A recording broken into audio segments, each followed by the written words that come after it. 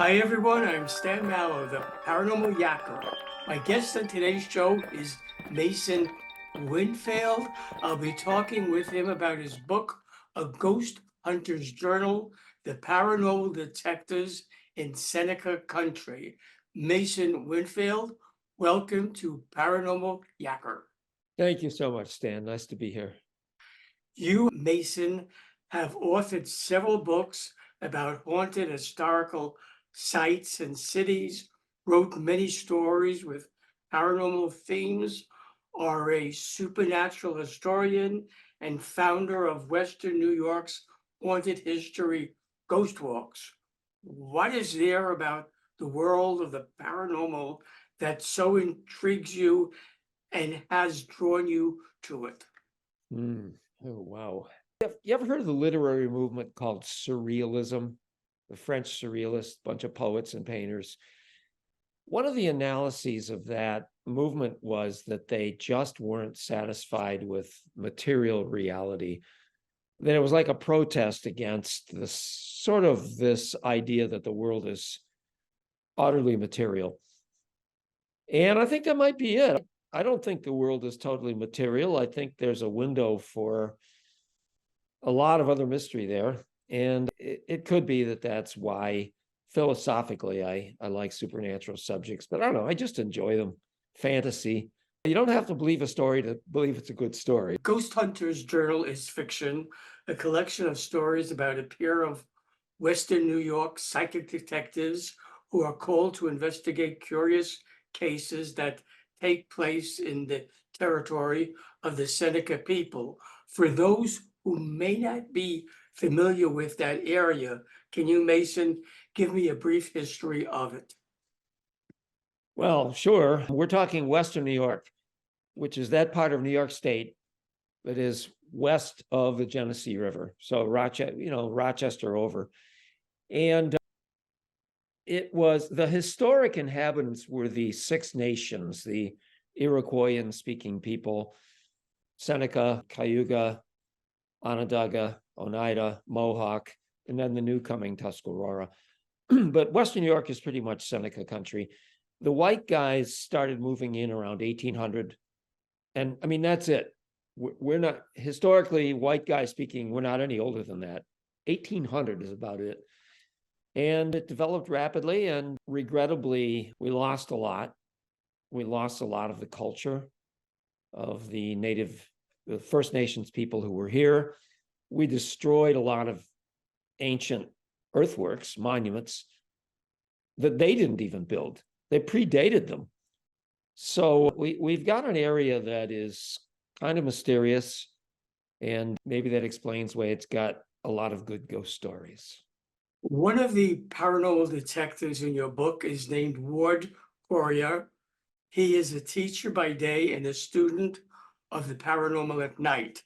The other detective, Rick Reynard, is a Seneca friend of Ward's and a spiritual leader among the Longhouse nations. He also counsels people of all cultures.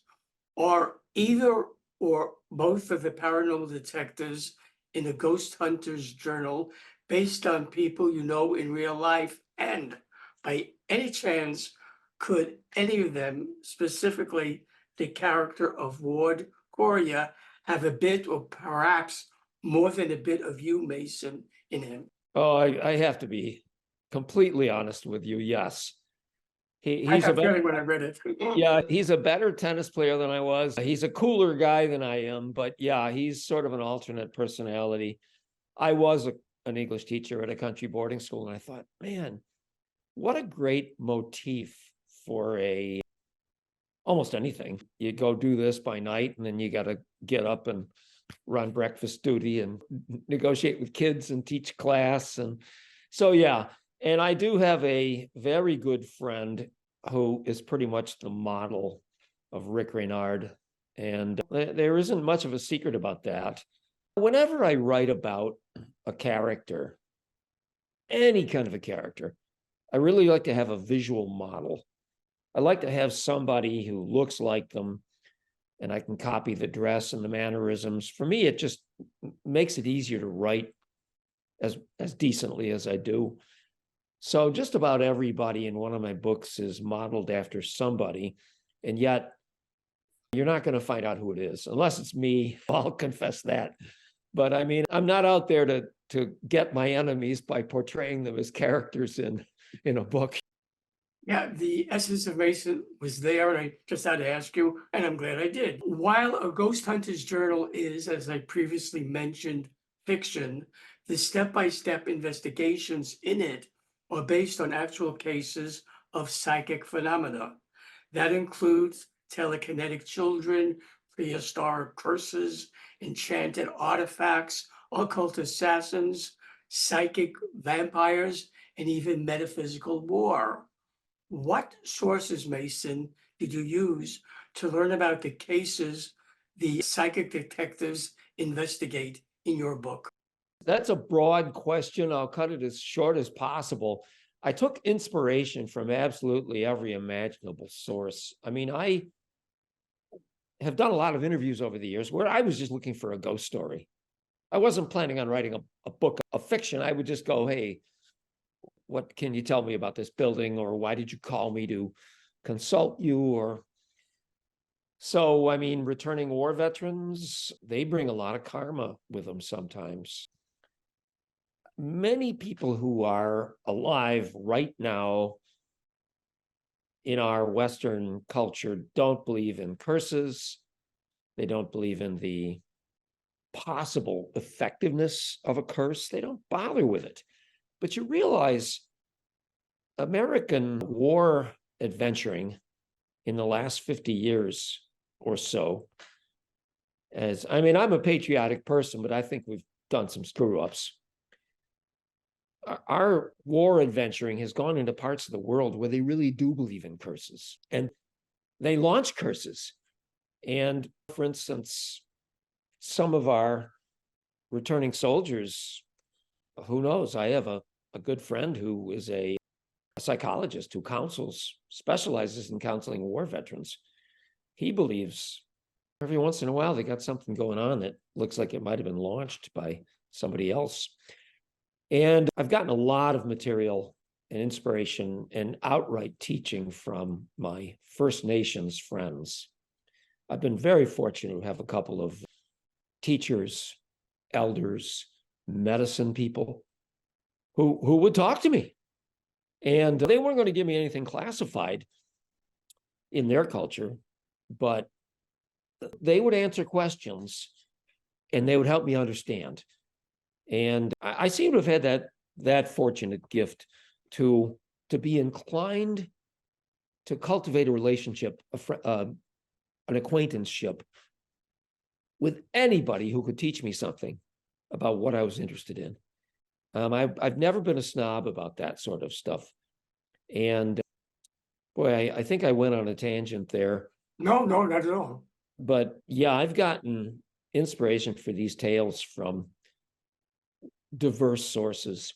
And I'll tell you something else. One of my inspirations for writing down a lot of this stuff is because it's not being preserved. We've had about a 50-year span in our Western society, maybe even longer, where a lot of people running the show, people in colleges, arts councils, media, people with the access to exposure, they're anti-supernatural. They're anti-spiritual. It's like you could just chop all of that out and we're going to lose 2 generations of preserving our folklore. If somebody does, and we may never get it back if somebody doesn't address the subject. And that's one of the things I'm trying to do in my lifestyle, is to just collect the tales, the beliefs, the supernatural folklore of our ethnicities, particularly Native American. But yet, that was one of my big surprises when I started this type of research. Supernatural folklore can be very cultural.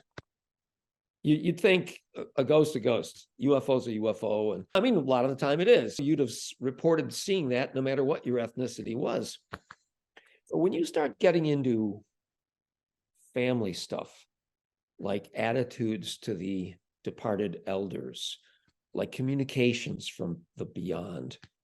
When you start getting into that stuff, the major cultural groups are really different. And it almost makes you think that, like with the Italians and the Germans and the Irish and all that a lot of these customs crossed the Atlantic. They came to this new land, modified, but not completely changed. I just found that to be beautiful, the way the continuity from the deep past, from the ancestors, comes with us. I will never give up trying to preserve that stuff. You, Mason, are very much involved with the Spirit Way project, which you co-founded with your Algonquin friend, Michael Bastine. Could you tell me something about the project, such as why you got involved with it in the first place and what you hope it will accomplish? Well, actually, Spirit Way Project is kind of a continuity of what I was just talking about. But folklore is only one thing we're trying to preserve. I want us to try to preserve physical sites, particularly the ancient earth and stoneworks of the upstate in our target area. I also want us to set a new pattern of insight for a study of haunted sites, allegedly haunted sites, because I can't tell you anything's haunted or not. I don't have that gift, or at least if I do, I don't believe in it. Spirit Way Project has recruited a bunch of people with really diverse insights. And we're sort of like the anti-ghost hunters, the guys on TV that run around the dark with the cameras.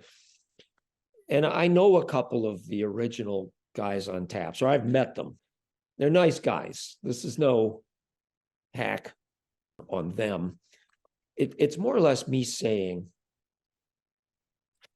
there are multiple avenues to attempting to gain understanding about a site, about a building. I mean, running around the dark with your camera is one thing. Bringing in a psychic to walk around and feel the vibes, that's another. But there are other avenues. What is the significance of the site specifically to its landscape? Does it have a relationship to any other, either religious or allegedly haunted sites in the area? What sort of detectable energy, like geophysical, is at the site? What do alternative disciplines, like Asian disciplines, feng shui, what does that say about this place?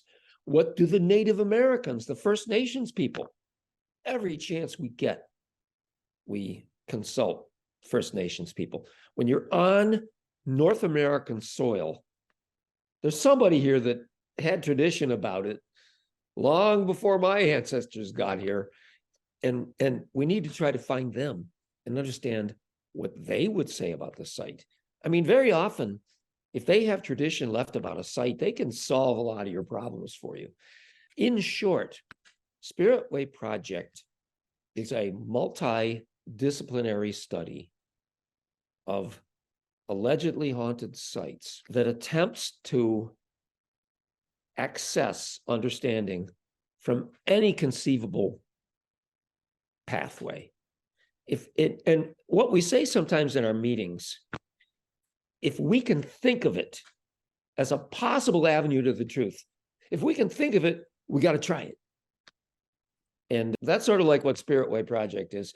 It's been around a while, but it's got a lot of new energy. And plus, we're starting to do our own podcasts, and we will soon have a merchandise line. And I've got some great colleagues. I mean, these are not just smart people, but they're my friends. And people believe in each other. And it's not like people are hopping aboard going, okay, where's Hollywood? Where are the cameras? It's like these are people that have been questers for a long time, and they're really into it. So we're in a good place. To be continued, more to come. Your interest and fascination in the history, folklore, myths, and legends of Native Americans is evident in a lot of what you do and write about. I am curious to know, Mason, if you ever gave thought about the possibility that there is indeed such a thing as reincarnation, and perhaps maybe you are a Native American in a past life. Every Native American friend of mine would laugh to hear you say that. I do think there's a possibility of reincarnation. I say that because there have been a few cases. But if I were reincarnated something, I don't think I'll tell you why, because, I run into so many white people of a new age spiritual kind of a bent who go, I know I was a Mayan in a past life, or I know I was this. And I mean, I've had at least 2 ex-girlfriends go, oh, I know I was a Mayan in a past life, and grew up loving everything Native American and identifying with it. I wasn't. I was into knights and Vikings, and I was into my own ancestry, plus sword and sorcery. So really, my respect for the Native American thing is pretty much an adult understanding. And it came due to simple exposure to it. There aren't many people like me who are writing it down about our area. And when I was working on my first book in 1997, I came across a newspaper article in which a newspaper reporter had interviewed a Seneca storyteller on the Allegheny Reservation, which is very much southwest of Buffalo. It's probably an hour and a half away. And they mentioned this revered storyteller. His name was Duane Bowen, and his nickname was Deuce Bowen. And shortly after that, reading the article, I saw the stories that he was telling about the supernatural traditions of the Allegheny Mountains. And I realized, man, this is not only shockingly different and unique from Western tradition ghost stories, but it's really beautiful. And so I trucked on down there one time to hear a storytelling session that he did, and I met him at the end, and we became great friends. And he passed away about 10 years ago, and I miss him to this day. And from then on, I met other elders and medicine people. With every one of them, you're going to get a test. It doesn't matter how well recommended you are, they're going to test you. Just see whether you're worth talking to or not. And it's cool stuff. And I have been entrusted with some private information because, these societies, at least the Six Nations, they don't tell everything to the white guys. There are a couple of areas in their tradition that they're very private about, but the white guys know something about them. There are other areas of their tradition that, in my opinion, have never been made public. The anthropologists, the ethnologists, they don't know anything about some of this stuff, not even by the category, whole categories of stuff that has been hidden. And I've never been accused of blowing in a confidence. If somebody tells me something when I'm researching or under any circumstance, I always ask, if it feels like it's getting sensitive, I always ask, now, is this a secret? You got to tell me right now, is this confidential? Because I have to know up front if this is confidential. Because if it is, I'll make a note. I won't forget it. I'll never blow it in. But I also warn people, because sometimes I'll know they've been hiding stuff from me. I'll be interviewing an elder or a medicine person or anyone, and I will interview them once and they'll be a stone wall. And then I'll go out and talk to some more people and I'll get some more information and I'll realize that they were holding out on me. So I go track them down again. They go, come on, what's going on? And they go, well, I wasn't sure you could keep a secret. I go, well, I can, but I'll tell you this, I'll be able to keep a secret for you but I need to know why it's a secret. You got to talk to me a little bit, because if you shut me out this time, I might get the answer on my own, because I've been known to do that, where I'll dig around a little bit and I'll get the answer. And if I understand why it's supposed to be kept from the world, I'll always do it. But I warn them, look, you better talk to me a little bit, because if I get this without your help, the world might get it. You're the founder of Western New York's original supernatural tourism company, Haunted History Ghost Walks. What, Mason, are some of the haunted sites you visit on those tours? Well, I have scripts for a bunch of communities. I bet you I've got 12 scripts for different communities. And when you're running a small business, it's basically a walking tour. So you're really limited in area. My standard model is that the tour lasts 90 minutes and we don't do any more walking than 1 total mile. And every script has to have 10 places that we've got folklore about. And we stop outside and we talk about it. But one of the best ways to build a script like that is to pick a village where you think your company is going to make some money. Let's pick a community like Canandaigua. Beautiful little wine country, Finger Lakes Village, about an hour and a half east of Aurora, where I live. It's got a couple of really prominent haunted sites. Well, one that's been written about in many a time, and that's sort of your the Ontario County Courthouse. Such a beautiful building, so much history there. The Susan B. Anthony trial, the William Morgan murder mystery, disappearance. Not necessarily that building, but everything happened on the site. Let's see, in East Aurora, we have the historic Roycroft Inn, a mystical community, arts and crafts movement community. It's a preserved community. There's a lot of architecture around there that is magnificent. East Aurora's got another terrific haunt. It is the Globe Hotel. It's about 3/10 of a mile away. It's one of the oldest standing buildings in East Aurora. An old stagecoach stop, some wonderful stories about it. In Buffalo, one of the things you're going to notice about a classic old historic building that's built with classic architecture, they all tend to get haunted. That was one of the big surprises I had. So any place in Buffalo, you could do a ghost walk anywhere in Buffalo, just walk around the clipboard, get some folklore, do the research on the buildings, get something more to talk about, and zap, there you go. Lewiston, New York. It's up pretty close to Fort Niagara. Classic buildings, the Frontier House. Have you ever heard of the book called Things That Go Bump in the Night by a guy named Louis C. Jones? 1959 was published. Classic book of New York State folklore, mostly ghost stories, supernatural stuff.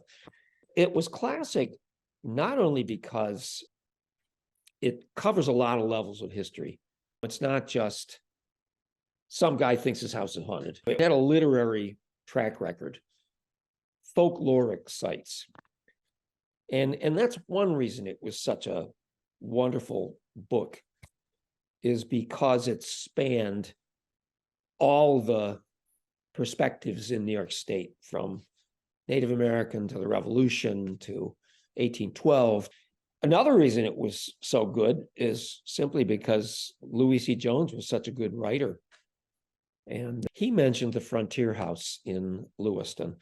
One of the older inns in the area had a massive human history. See, what else? Allentown. That's a historic artsy community in Buffalo. Allentown, there's a number of classic sites there, including the First Christian Zionist Church. There is a theater, just wonderful supernatural folklore. Of course, if you can't get folklore out of a theater, you're dead. You better give up, because all theaters get ghost stories, or they better. That's the thinking in the theater community. If we don't have a ghost story, we better make one up real fast, or else if a theater ever loses its ghost, it's going to lose its mojo. The plays will suck.